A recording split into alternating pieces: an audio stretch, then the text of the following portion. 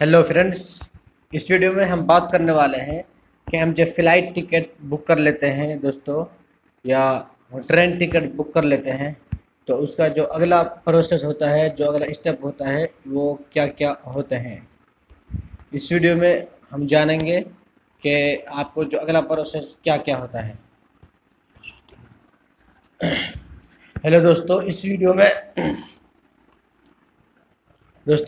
में मैं आपसे अपना एक्सपीरियंस शेयर करने वाला हूँ कि पहले है दोस्तों, हम अपना फ़्लाइट टिकट बुक करते हैं या ट्रेन टिकट बुक करते हैं या बस टिकट बुक करते हैं, कोई भी। पहले हम क्या करते हैं, पहले हम देखते हैं कि हमको कहाँ जाना है। अगर हमको जाना है जैसे दिल्ली से या कहीं तक भी जाना है, तो हम वहाँ तक के लिए टिकट देखते हैं। जैसे हमको दिल्ली से जाना है आगरा तक, तो हम ट्रेन टिकट देखेंगे दिल्ली से आगरा तक। अब उसका हम टाइम देखेंगे कि किस टाइम जा रही है, कौन सी डेट को जाना है। उसके बाद दोस्तों, जब आप उसको बुक कर लेते हो ट्रेन को, तो आपको एक पीएनआर नंबर मिलता है। वो आपके जो नंबर आप डालते हो उसमें, वो रजिस्टर मोबाइल नंबर पर आ जाता है। उसमें पीएनआर नंबर, उसका उस पीएनआर नंबर डालने के बाद अब आप कुछ दिमाग में जान रहा होगा कि पीएनआर नंबर क्या होता है। आप यहाँ देख सकते हैं, पीएनआर का मतलब होता है पैसेंजर नेम रिकॉर्ड। ये 10 डिजिट का नंबर होता है। इस 10 डिजिट के नंबर में आपको पूरी जानकारी छिपी होती है। रेलवे के public relation officer I S Siddiqui का कहना है कि पीएनआर में शुरू की 3 डिजिटल आम जर्नी कहाँ से करने जा रहे हैं, इस बारे में बताती है। दोस्तों, इसका कुल मतलब ये है कि पीएनआर में आपकी जो डिटेल्स होती हैं वो सारी होती हैं। आप कहाँ से कहाँ तक जा रहे हैं, सफ़र कर रहे हैं, वो सारी डिटेल उसमें होती है पीएनआर में।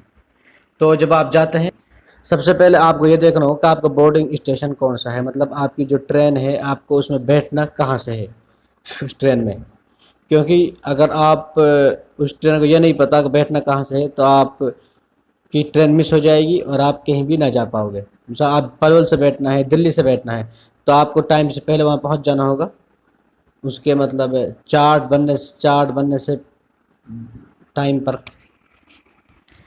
उसके बाद दोस्तों, आप जब टिकट बुक कर लेते हैं, आपके टिकट में आती है कि S7, S6, S5 ऐसे आता है कुछ। और दोस्तों, आपको ये नहीं पता होता कि ये जो ट्रेन के डिब्बा होते हैं ये क्या होते हैं। दोस्तों, सबसे पहले मैं बताऊँ, जो ट्रेन का डिब्बा तो आप जानते होंगे, डिब्बा एक सीट को नहीं होती, कि डिब्बा कहते हैं इसको। जैसे आप यहाँ देख सकते हो, जैसे यहाँ आप देख रहे हो ना, यहाँ इस कोच को ना डिब्बा कहते हैं पूरे को। तो मेरा समझाने का मतलब ये है, आप देख रहे हो वहाँ आपके टिकट पर लिख रहा होगा S3, सीट नंबर लिखा होता है। तो मैं बता दूं, जो S3 होता है ना, वो एक पूरा डिब्बा का नाम होता है। अब आप जब ट्रेन स्टेशन पर जाओगे, स्टेशन पर जाकर वहाँ देखोगे कि वहाँ S3 लिखा है, और ये एक पूरा डिब्बा है।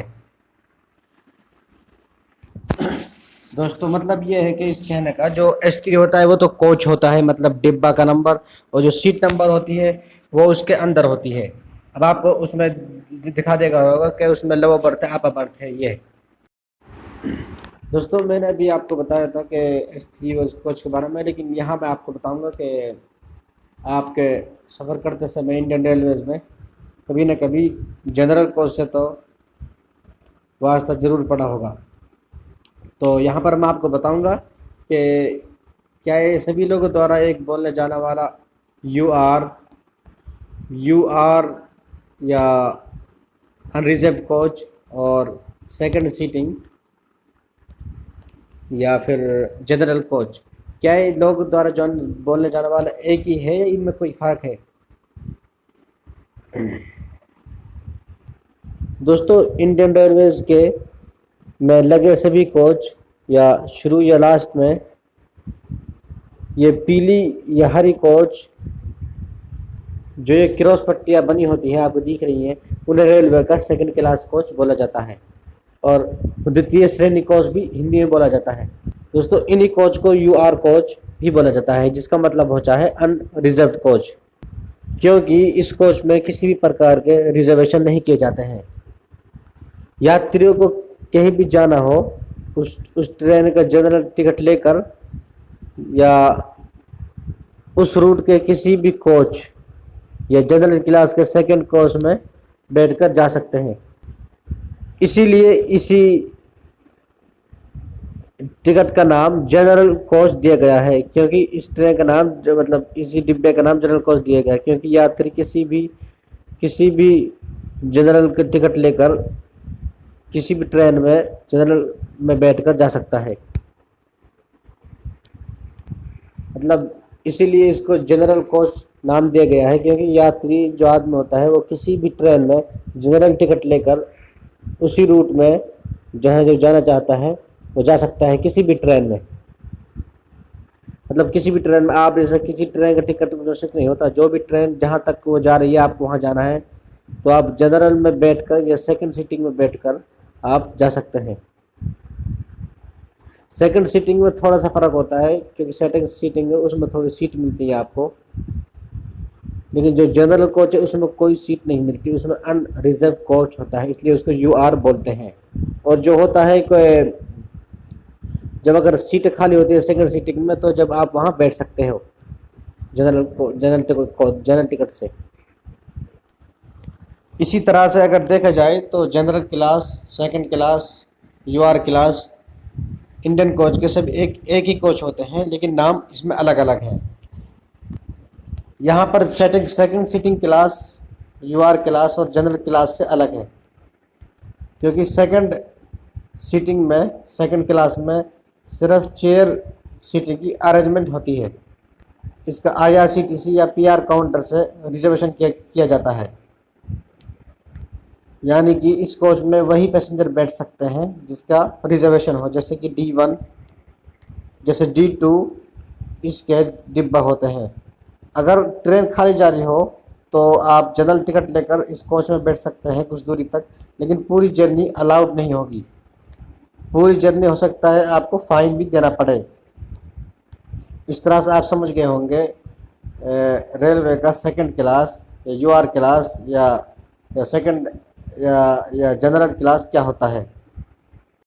मैंने आपको S3 के बारे में बता दिया, स्लीपर क्लास में जो कोच होते हैं, और सेकंड S के बारे में बता दिया, जनरल कोच के बारे में बता दिया, यूआर के बारे में बता दिया। मैं आपको बताता हूँ कि जो ट्रेन में SE1 कोच क्या होता है। SE1 का मतलब होता है दोस्तों स्लीपर एक्स्ट्रा क्लास। एस से मतलब होता है दोस्तों कि ये स्लीपर क्लास कोच है, और ई का मतलब है एक एक्स्ट्रा कोच है स्लीपर क्लास में। 1 का मतलब होता है ये फर्स्ट कोच है।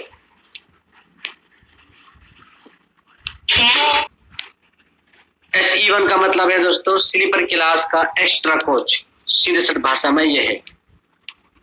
इस तरह के कोच को ट्रेन में टेम्परेरी तौर पर लगाया जाता है, जिसे बाद में ट्रेन से रिमूव कर दिया जाता है। ये इसलिए होता है कि अगर स्लीपर क्लास में लोगों को जगह नहीं होती तो ये स्लीपर क्लास वाले लोग इस एक्स्ट्रा कोच में आ जाएं। दोस्तों एक और होता है कोच पर लिख के H लेटर और +D, ये फुल AC वाले क्लास को रिप्रेजेंट करता है। और ये वही लोग खरीदते हैं जो अमीर लोग हैं, क्योंकि बहुत महंगा होता है। और जो A1 होता है ये भी इसी का ही होता है, ये दोनों सेम है, फुल AC वाला। मतलब ये दोनों फुल AC वाले होते हैं। पहले H1 आता था, लेकिन अब ज्यादा ट्रेन में A1 ही लिखा आता है।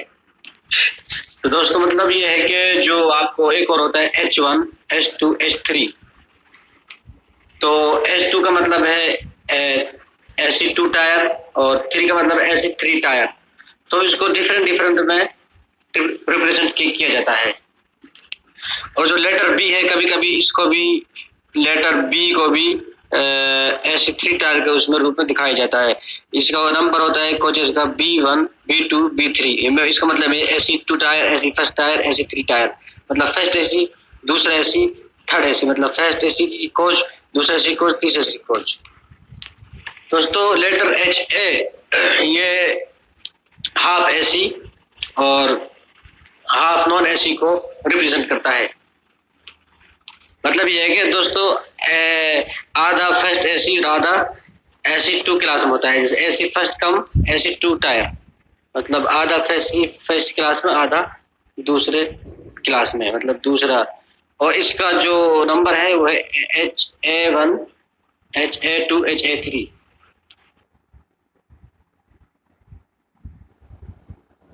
Letter S non AC sleeper class को रिप्रेजेंट करता है, जिसके नंबर S1, S2, S3 इस तरह होते हैं।